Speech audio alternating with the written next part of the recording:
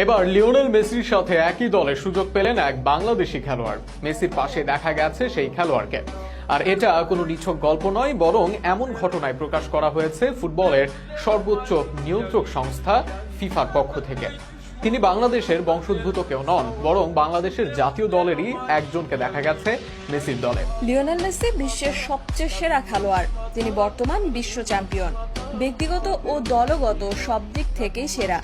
Lionel মেসির সাথে একই কাতারে থাকা যে কারো জন্যই ভাগ্যের বিষয়, আর সেটা যদি হয় বাংলাদেশের কেউ, তবে সেটা যেন ভাগ্যের চূড়ান্ত রেখাকেই ছাড়িয়ে যায়। এবার যেন সেই স্বপ্নই সত্যি হয়েছে।